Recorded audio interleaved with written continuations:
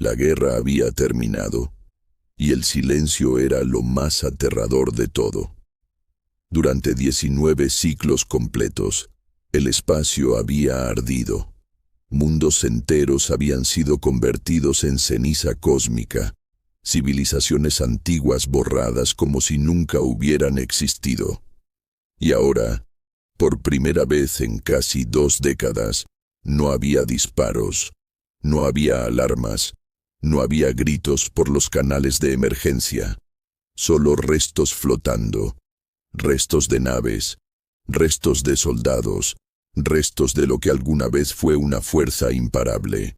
En la órbita del planeta Beira 9, el enjambre devorador que había consumido 4 imperios había sido finalmente aniquilado. La flota de la Alianza celebraba.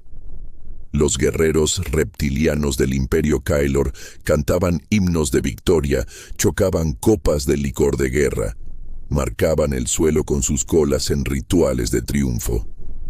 Habían sobrevivido. Eso era lo único que importaba. Excepto que no todos celebraban. Al extremo del mirador principal de la nave insignia Lanza del Alba, un comandante permanecía inmóvil, con las manos apoyadas contra el cristal reforzado, observando el cementerio estelar. Sus 4 ojos no reflejaban victoria, reflejaban algo mucho peor: comprensión. Su nombre era Comandante Barrett, veterano de 3 conflictos galácticos, héroe condecorado, estratega legendario, y estaba aterrorizado, no del enemigo muerto, sino de los aliados vivos. Detrás de él, los soldados gritaban su nombre, alzaban copas en su honor, decían que él había ganado la guerra, decían que su genio táctico había salvado billones de vidas. Barrett no se giró, porque sabía la verdad, y la verdad era esta: ellos no habían ganado la guerra, los humanos habían decidido terminarla. La puerta del mirador se abrió, y una figura joven se acercó con pasos rápidos. Escamas plateadas, armadura aún intacta, ojos brillantes de orgullo. Teniente Ceris, su segunda al mando, extendió una copa. Comandante, el Consejo ya envió su mensaje.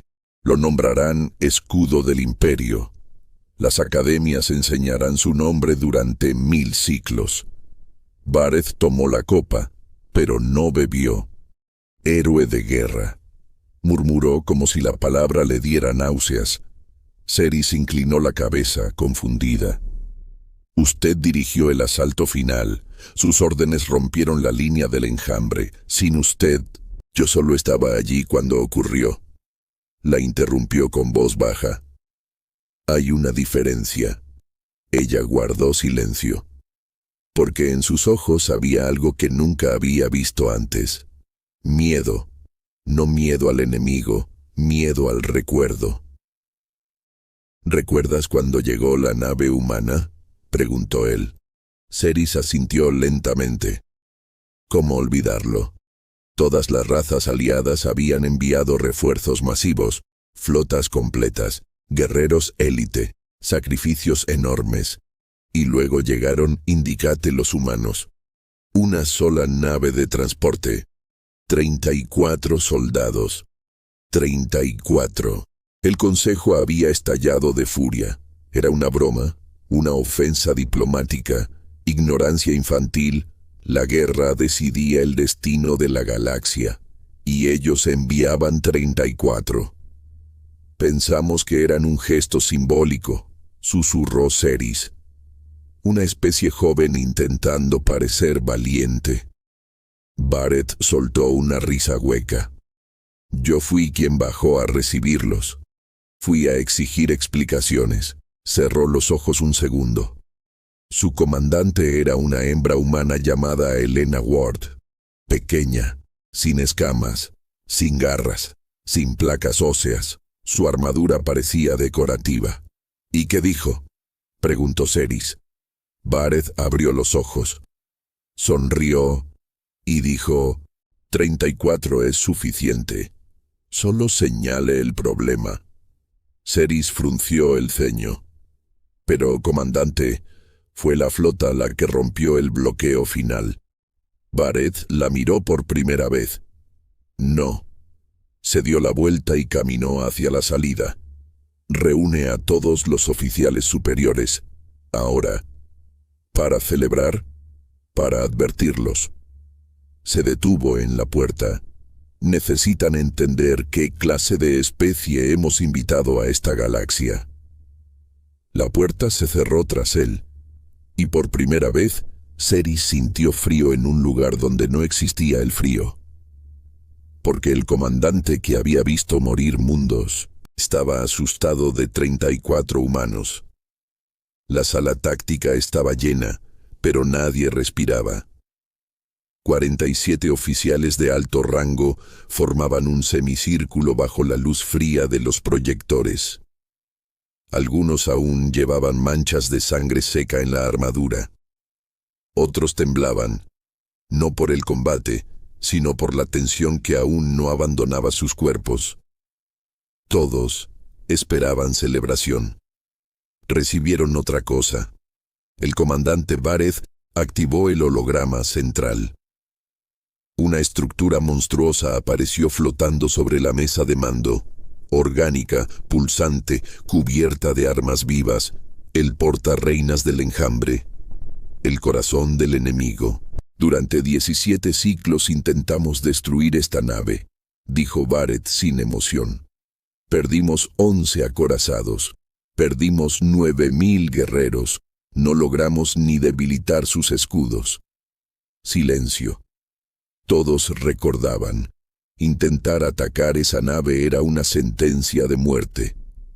Entonces los humanos pidieron una reunión. Continuó. Algunos oficiales intercambiaron miradas incómodas. Pensamos que iban a ofrecer ayuda médica o apoyo logístico. Barrett negó lentamente. Pidieron un transporte de infiltración. Un murmullo recorrió la sala. ¿Infiltración?, susurró alguien. Sí. El holograma cambió. Apareció una nave humana, pequeña, ridículamente pequeña, comparada con el monstruo biológico del enjambre. 6 humanos abordaron ese transporte. Un oficial soltó una risa nerviosa. ¿6? 6. Barrett no sonrió. Su comandante no fue. Se quedó coordinando. Los nombres de los que partieron fueron Daniel Russo, Mara Klein, Tomás Velas, Hannah Ito, Víctor Kane y Lisa Novak. Hizo una pausa. No volví a escuchar 4 de esos nombres después de ese día. La sala se volvió más fría.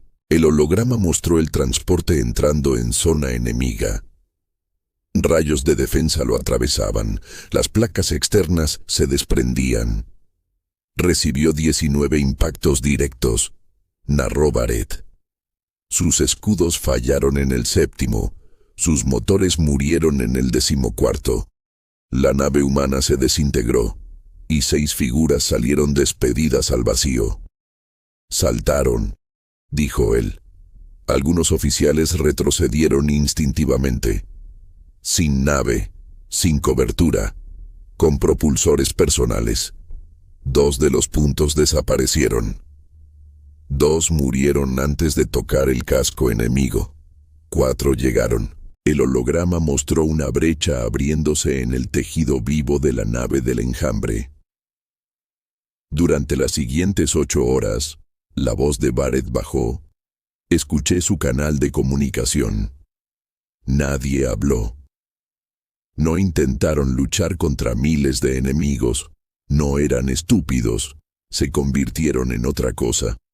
Pausa. Se convirtieron en depredadores. El mapa interno del portarreinas se iluminó con explosiones, apagones, zonas tóxicas. Atacaban sistemas vitales, saboteaban oxígeno, aislaban secciones, colapsaban corredores, dejaban trampas usando la tecnología enemiga. El marcador de fuerzas enemigas comenzó a descender. El enjambre envió escuadrones tras ellos, docenas, luego cientos. El contador bajaba. Los humanos no corrían, guiaban a los perseguidores hacia emboscadas. Otro descenso. Cuando se quedaron sin munición, usaron cuchillas. Otro descenso. Cuando se rompieron las cuchillas, usaron fragmentos de metal. Silencio absoluto. Escuché a Víctor Kane reír mientras activaba una carga explosiva con enemigos encima. Un oficial tragó saliva. Escuché a Liza Novak sellar una compuerta, atrapándose con cientos de criaturas para ganarles 2 minutos a sus compañeros. Barrett cerró los ojos un instante. 2 minutos que salvaron la misión. La sala parecía un mausoleo. Daniel Russo y Mara Kline alcanzaron el núcleo. El holograma mostró un destello interior. Tenían menos de 10 minutos de oxígeno. ¿Escaparon?, preguntó alguien con voz quebrada. Barrett tardó en responder.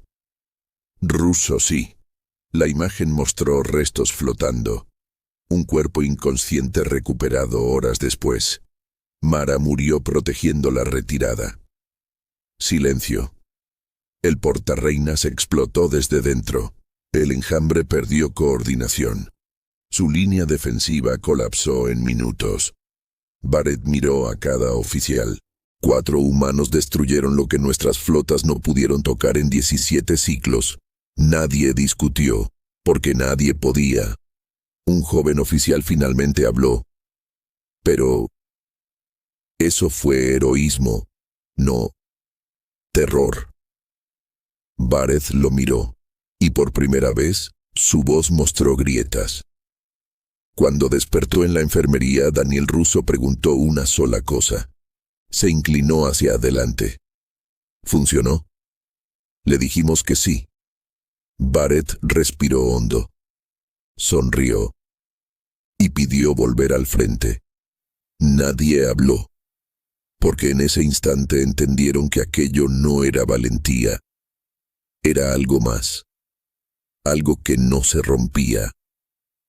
Algo que no se rendía. Algo que, si algún día miraba hacia ellos como enemigo, no habría flota suficiente. Y el comandante Barrett, héroe de 3 guerras, sintió por primera vez en su vida que la galaxia había ganado la guerra equivocada. La sala de mando aún vibraba con ecos de celebración cuando el comandante Barrett cerró las puertas detrás de él, aislando a los oficiales del resto de la nave como si estuviera sellando una cámara de cuarentena. Afuera, la guerra había terminado. Adentro, algo peor acababa de comenzar. No levantó la voz. No necesitaba hacerlo. El silencio que lo rodeaba era el mismo que precede a una explosión. Sus 4 ojos recorrieron los rostros jóvenes, confiados, iluminados todavía por la euforia de haber sobrevivido. No sabían, no entendían, creían que habían ganado.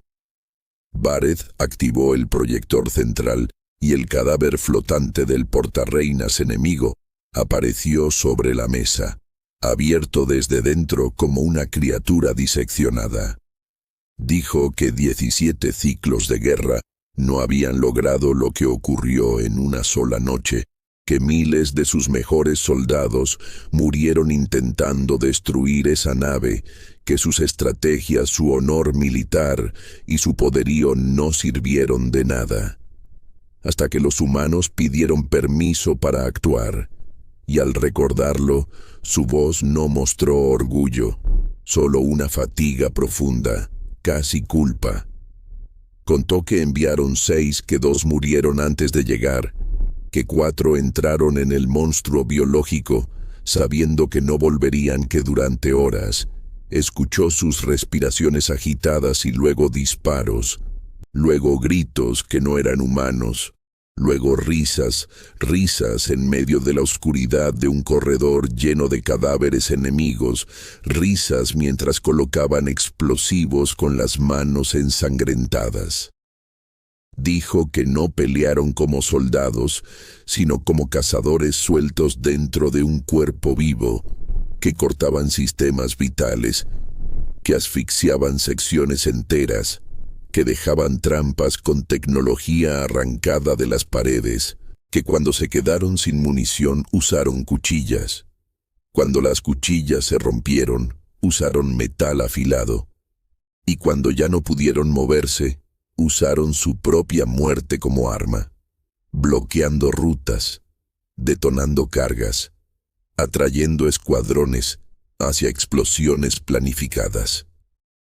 El contador de fuerzas enemigas descendía mientras las voces humanas se volvían más débiles, más roncas, pero jamás desesperadas. Barrett explicó que escuchó a una de ellas despedirse con calma, como si hablara desde su hogar, que otro pidió confirmar la misión antes de perder la señal, que ninguno suplicó, ninguno dudó, ninguno pidió retirada.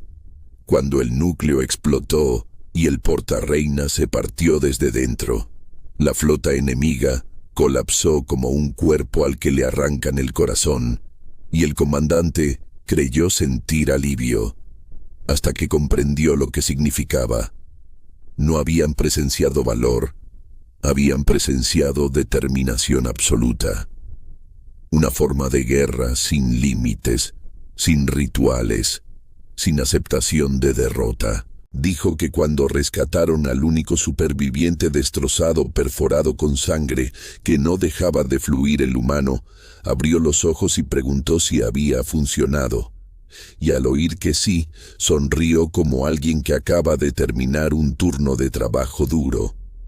Entonces Barrett miró a sus oficiales uno por uno y confesó que ese fue el momento exacto en que sintió miedo por primera vez en su vida militar, no del enemigo que habían vencido, sino de sus aliados, de esos seres suaves, pequeños, frágiles que no conocen la palabra imposible, y que cuando deciden que algo debe morir, el universo entero parece inclinarse para que ocurra. Y les dijo que si alguna vez la galaxia cometía el error de enfrentarlos, no habría flota suficiente, ni murallas, ni tratados que resistieran, porque la verdadera arma de la humanidad no eran sus naves ni sus armas, sino su negativa absoluta a rendirse.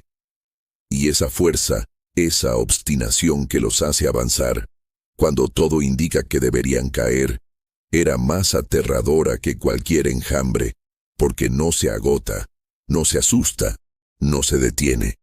Y mientras la celebración continuaba al otro lado del casco, Barrett supo que la guerra que habían ganado no era la que debía preocuparles.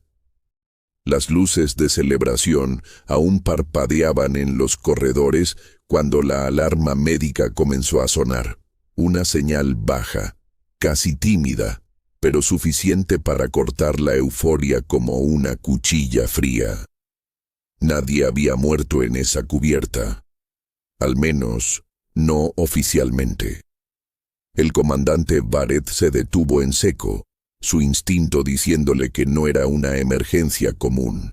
Cuando llegó a la enfermería, vio al humano superviviente del asalto al portarreinas flotando en la camilla gravitatoria, vendado, lleno de tubos, piel pálida bajo la sangre seca que no era toda suya.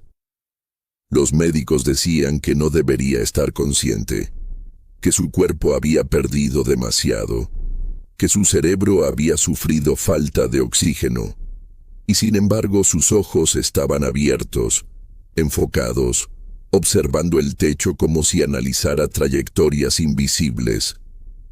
Barrett se acercó y el humano giró la cabeza apenas 1 milímetro, suficiente para mirarlo. Su voz salió rasposa, débil, pero estable. Preguntó cuántos nidos enemigos quedaban activos. No pidió agua, no pidió analgésicos, No preguntó por su equipo, preguntó por el enemigo. El comandante sintió un peso en el pecho, una certeza incómoda formándose. La batalla había terminado para la coalición, pero no para ellos. Le respondió que la flota enemiga estaba en retirada, que el núcleo de coordinación había sido destruido, que habían ganado. El humano parpadeó lento, procesando, y murmuró que entonces aún no estaba terminado, que las criaturas así no huyen para rendirse sino para reagruparse, que debían rastrear las firmas biológicas residuales en el campo de escombros, que seguramente habían lanzado cápsulas de supervivencia, que si se les dejaba reconstruirse, el ciclo empezaría otra vez. Lo dijo como quien comenta el clima. Vareth sintió un escalofrío recorrerle la espalda escamada. Ninguno de sus estrategas había pensado en eso todavía. Mientras afuera brindaban por la victoria, ese ser casi muerto ya estaba planificando la siguiente guerra. El comandante ordenó escaneos de inmediato, más por inquietud que por convicción, y los sensores encontraron algo. Decenas de cápsulas orgánicas pequeñas, ocultas entre restos metálicos, escapando en silencio hacia rutas oscuras. El humano cerró los ojos al oír el informe, no de alivio, sino de confirmación, como si el universo simplemente hubiera hecho lo que él esperaba. Vareth entendió entonces la verdadera diferencia. Ellos celebraban finales. Los humanos detectaban continuaciones. Para la mayoría de las especies, la guerra era un evento. Para ellos, era un proceso hasta que la amenaza dejaba de existir por completo. Observó al herido, tan frágil que un movimiento brusco podría romperlo, y aún así, su mente seguía luchando kilómetros más allá, persiguiendo enemigos invisibles. En ese instante, el comandante supo que la galaxia jamás volvería a experimentar un conflicto de la misma forma, porque donde los demás veían victoria, los humanos veían trabajo incompleto. Y esa mentalidad, implacable, obsesiva, incapaz de dejar cabos sueltos, era la razón por la que habían sobrevivido. El silencio en la enfermería se volvió denso, casi pesado, mientras los escáneres proyectaban las trayectorias de las cápsulas enemigas escapando entre restos ardientes. El comandante Vareth observó los puntos rojos alejándose como si fueran latidos que se negaban a detenerse, y sintió algo que no había sentido ni siquiera durante el asedio. Inquietud real. No miedo a morir, sino miedo a no haber terminado el trabajo. Se giró hacia el humano herido, esperando verlo inconsciente por fin. Pero los ojos seguían abiertos, fijos en el holograma como si pudiera alcanzarlo con la mente. Dijo que necesitaban interceptores ligeros, no cruceros, que las cápsulas buscarían asteroides con cavidades, que los organismos de enjambre preferían incubación en sombra térmica, que si se movían ahora podían cazarlas antes de que echaran raíces. Lo explicó con voz rota, respirando con dificultad, y aún así, su tono era de alguien dando instrucciones cotidianas. Vareth transmitió las órdenes casi sin pensarlo, como si obedecer fuera la única reacción lógica ante esa claridad brutal. En los hangares, pilotos que hace minutos celebraban corrieron de vuelta a sus naves, confundidos, pero el comandante no explicó. Solo dijo que la guerra aún respiraba. Mientras tanto, el humano intentó incorporarse. Los médicos protestaron. Hablaron de hemorragias internas, de órganos comprometidos, de probabilidad de muerte, pero él respondió que la probabilidad ya había sido considerada antes de abordar el portareinas, que seguir vivo era estadísticamente irrelevante, que lo importante era la función, no la duración. Bareth sintió que algo en su comprensión del valor de la vida se desordenaba. Para su pueblo, sobrevivir era el objetivo. Para ese ser, sobrevivir era solo una herramienta. Cuando los interceptores saltaron al vacío, los primeros informes llegaron. Cápsulas localizadas, resistencia mínima, organismos en fase latente destruidos antes de activarse.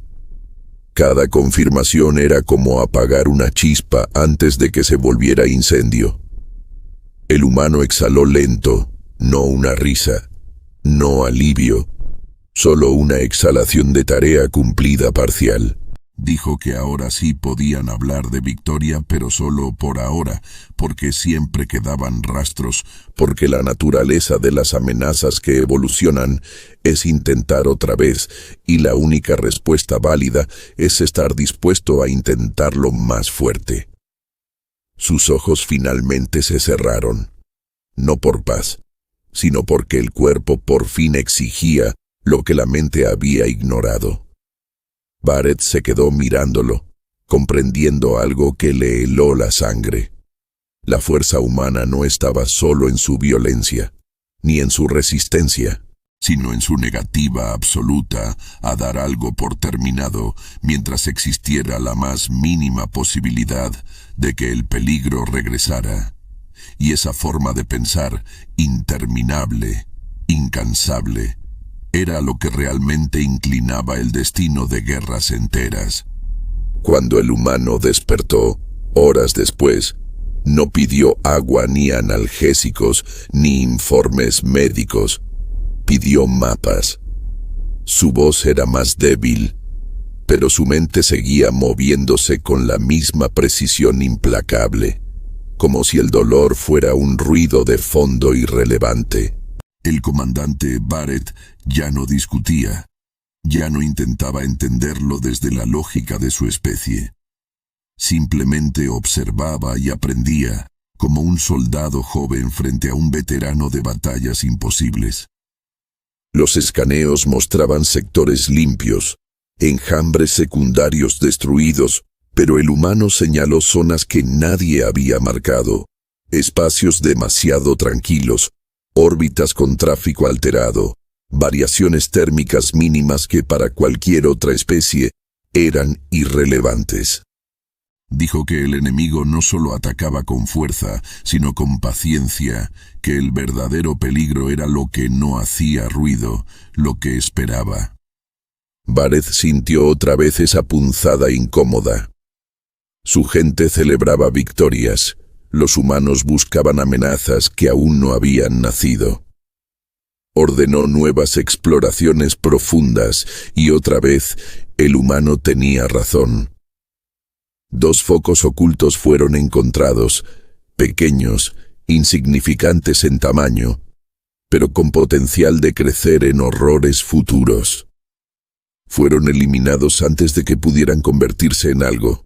Los oficiales comenzaron a mirarlo diferente, no como a un aliado extraño, sino como a una variable crítica en la ecuación de supervivencia. Pero lo que más perturbó a Bareth no fue su habilidad para detectar peligros, sino lo que dijo después, mirando el vacío por la ventana médica. Que en su mundo eso era normal. Que su especie había sobrevivido millones de años anticipando lo que aún no había sucedido.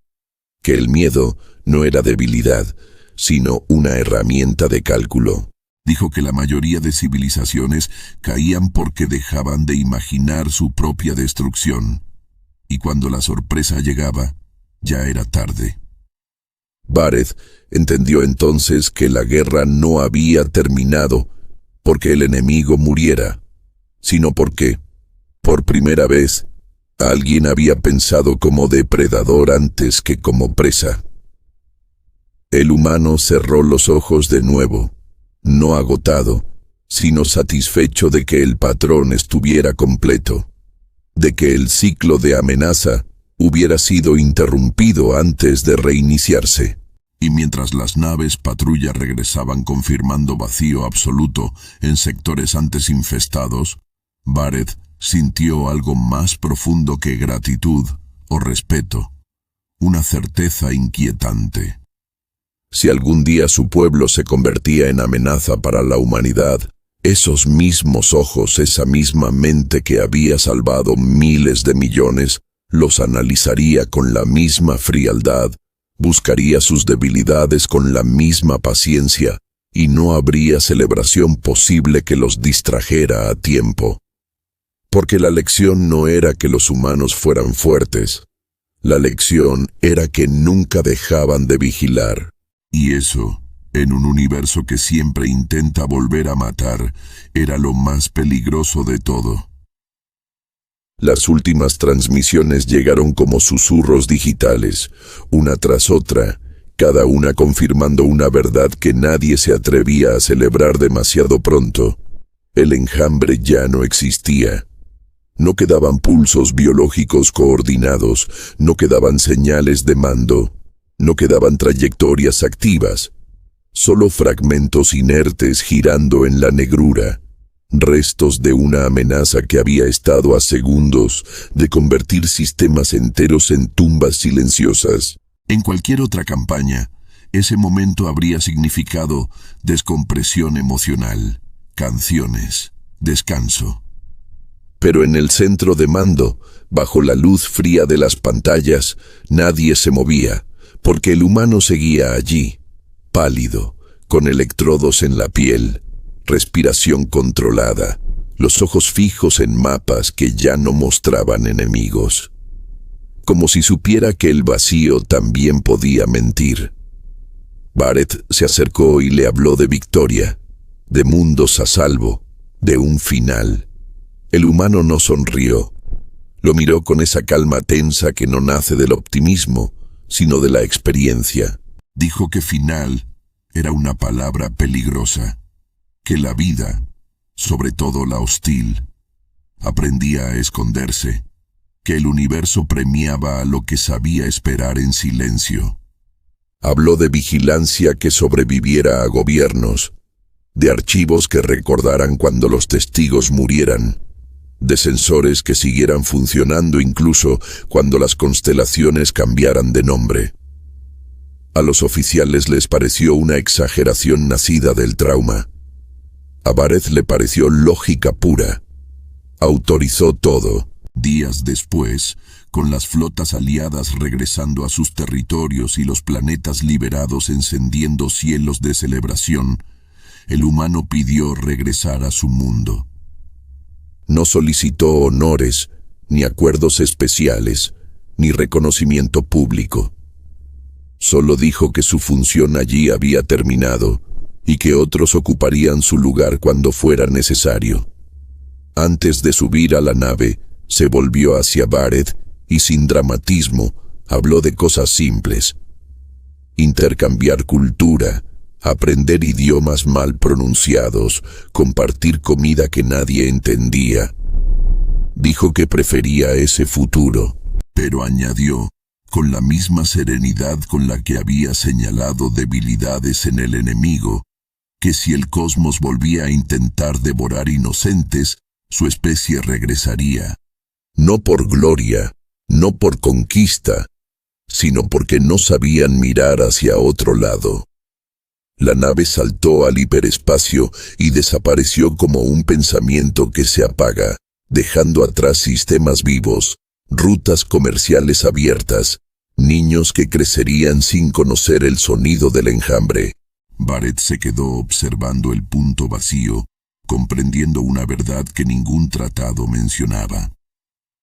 El equilibrio de la galaxia ya no dependía solo de flotas o fronteras, sino de una especie que convertía la terquedad en escudo y la compasión en motivo de guerra.